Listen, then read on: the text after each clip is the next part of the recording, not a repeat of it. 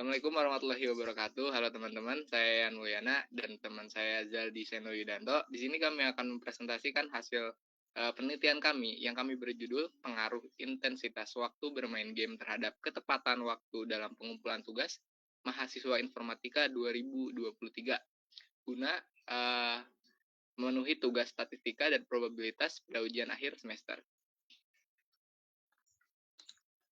Nah, untuk anggotanya ada Zaldi Seno Yudanto dengan NPM 2310631170123 dan saya sendiri Yayan Mulyana dengan NPM 2310631170057. Nah, alasan kami memilih judul ini dalam era digital saat ini, game menjadi salah satu bentuk hiburan yang sangat digemari mahasiswa, bahkan sudah banyak kompetisi pro scene yang sudah dikembangkan. Di sisi lain, pola tidur mahasiswa seringkali terganggu akibat aktivitas bermain game yang berlebihan. Nah, hal ini menimbulkan kekhawatiran tentang bagaimana pengaruh bermain game dan pola tidur terhadap produktivitas mereka, terutama dalam aspek akademik sebagai seorang mahasiswa. Nah, dari tujuan dari penelitian kami yang pertama adalah menganalisis pengaruh intensitas bermain game terhadap produktivitas mahasiswa. Yang berikutnya mengkaji hubungan antara kebiasaan bermain game dan produktivitas secara bersamaan.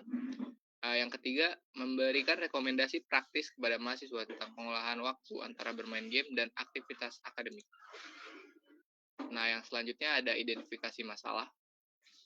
Untuk yang pertama, apakah terdapat hubungan yang signifikan antara intensitas bermain game dan tingkat produktivitas mahasiswa? Yang kedua, apakah frekuensi bermain game per minggu berhubungan dengan signifikan dengan pencapaian akademik mahasiswa?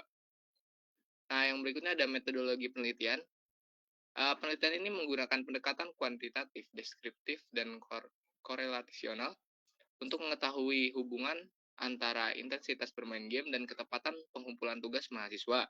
Data dikumpulkan oleh kuesioner G-Form yang disebarkan kepada mahasiswa aktif Prodi Informatika, Angkatan 23, Unsika, dan dianalisis menggunakan statistik deskriptif, serta uji korelasi Pearson atau Spearman. Nah, untuk data kuesionernya bisa di-scan di sini. Untuk selanjutnya akan dijelaskan oleh teman saya Zaldi Seno Yudanto. Oke, sekarang kita masuk ke objek penelitian. Nah, tadi udah dibahas, kita akan meneliti mahasiswa aktif program studi informatika angkatan 2003 Universitas Singapura Bangsa Karawang yang memiliki kebiasaan bermain game dan melakukan pengumpulan tugas akademik selama semester berjalan. Nah, objek ini mencakup mahasiswa informatika angkatan 2003 serta em, fenomena yang diamati ini adalah durasi bermain game dan ketepatan waktu pengumpulan tugas. Next. Oke, jadi dari data respondennya ini kita mendapatkan jumlah responden sebesar 43 mahasiswa. Terus kriteria data responden ini yaitu aktif sebagai mahasiswa informatika 2003, yang kedua pernah mengerjakan dan mengumpulkan tugas akademik, yang ketiga memiliki kebiasaan bermain game. Oke, bisa dilihat datanya di sini kita mengambil data untuk total jam bermain per minggu. Nah, jadi kita kali nih apa total eh, total bermain per minggu sama per harinya berapa kita kali dan dihasilkan datanya sebagai berikut. Ya, next. Oke, kemudian ini ada skor ketepatan waktunya. Nah, bisa dilihat di tabel yang kanan itu ada eh, keterangannya. Jadi yang mendapatkan skor 4 itu dia selalu mengumpulkan tugas secara tepat waktu. Kalau skor 3 dia sering mengumpulkan tugas tepat waktu, 2 kadang-kadang, 1 jarang, dan 0 gak pernah tepat waktu. Nah, next. Oke, jadi uji statistik yang akan kita gunakan yaitu kita akan menggunakan statistika deskriptif untuk mencari mean, modus, median, dan visualisasi datanya. Kemudian statistika inferensial untuk menentukan uji korelasi.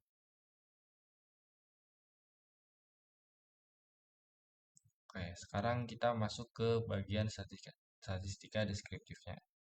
Oke, jadi ini adalah apa data responden, data dari mahasiswa yang mengisi data kuesioner kami. Nah, dapat dilihat ada 43 responden yang mengirim, kemudian jumlah laki-lakinya sebesar 24 dan perempuannya sebesar 19.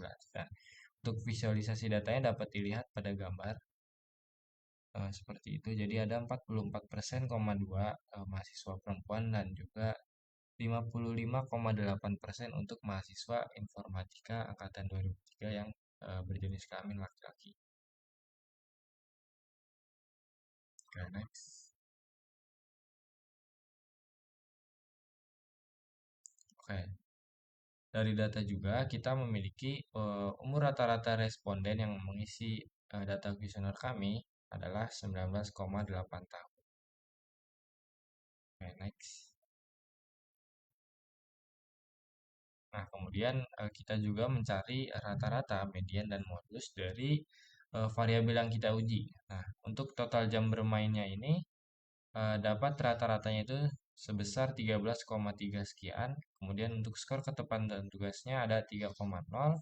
Kemudian untuk mediannya atau nilai tengahnya itu ada 5 untuk total jam bermain dan 3 untuk skor ketepatan tugas. Nah, kemudian dari modus atau data yang sering munculnya ini, untuk ketepatan tugas per minggunya ini 3 dan durasi bermain game per minggu ini sebesar 4. Nah, next. Oke, sekarang kita akan masuk ke bagian statistika inferensial. Nah, dari statistika inferensial ini kita tahu bahwa eh, jumlah populasi dari mahasiswa angkatan 2003 2023 prodi informatika ini sebesar 158. Nah, di sini kita menentukan jumlah sampelnya menggunakan rumus Lovin.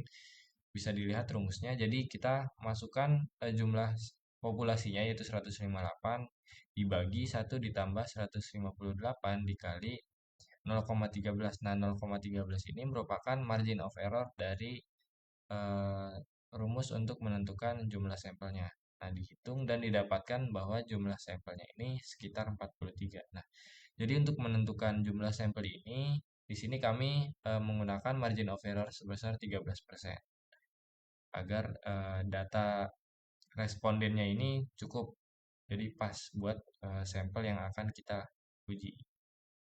Oke, bisa di next. Oke, kemudian kita masuk ke variabel apa aja sih yang dipakai buat uji korelasi ini yang akan dijelaskan oleh teman saya Yayan.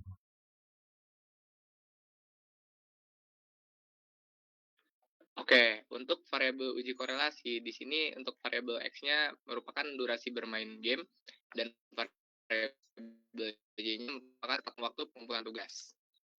Nah, untuk hipotesis uji korelasinya, di sini H0-nya tidak terdapat hubungan yang signifikan antara durasi bermain game dengan ketepatan pengumpulan tugas mahasiswa informatika.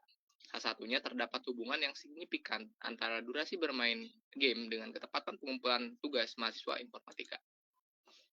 Nah, di sini untuk tingkat signifikasinya, untuk tingkat signifikasi alfanya sama dengan 5%, nilai alfanya 5%, artinya ada resiko 5% membuat kesalahan tipe L interpresinya jika p-value kurang dari 0,05, maka tolak H0. Jika p-value lebih dari 0,05, maka gagal menolak H0, terima H1. Nah, tujuannya untuk mengontrol kemungkinan kesimpulan yang salah dalam pengujian hipotesis. Nah, untuk uji normalitas akan dijelaskan oleh teman saya Zaldi Seno Yudanto. Oke, jadi untuk uji normalitas ini kita menggunakan Shapiro-Wilk. Kenapa?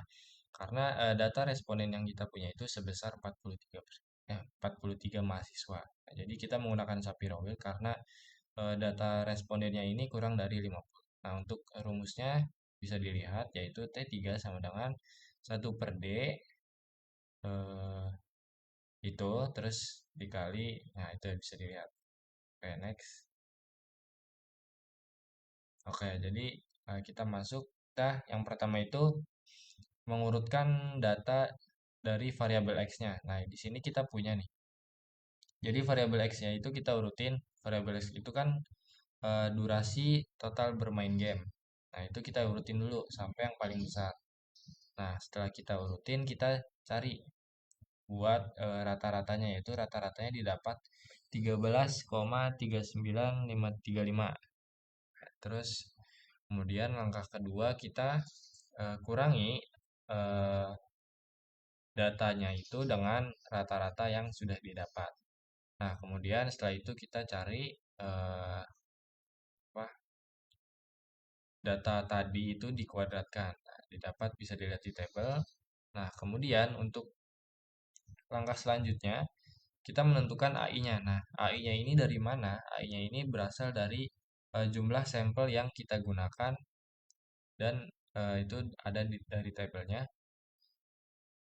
Nah, terus kita cari buat xn min i plus 1 ditambah xi. Nah, untuk xn min i plus 1 ini, xn min i itu berarti data ke n itu kan jumlah respondennya ada 43. Berarti data ke 43 dikurangi i itu apa ya? I jadi urutannya itu kan i-nya masih satu. Jadi 43 dikurangi satu ditambah satu, jadi itu data ke 43. Kemudian dikurangi data pertamanya yaitu 0 gitu. Jadi untuk interpretasi pertama ini itu menggunakan data terakhir dikurangi data pertama. Nah, kemudian untuk bawahnya juga sama sampai bertemu di tengah-tengah. Nah, untuk Xn min I plus satunya ini dapat dilihat di tabel. Kemudian kita kalikan AI yang sudah didapat dari tabel ini dengan tadi yang sudah kita cari. Nah, didapat hasilnya seperti itu. Dan untuk sigma dari AI XN min I plus 1 dikurangi X ini sebesar 77,361. Oke. Oke, terus untuk yang D ini itu dari sigma dari banyaknya jumlah XI min X bar kuadrat. Oke. Nah, jadi kita dapat eh, untuk si nilai apa?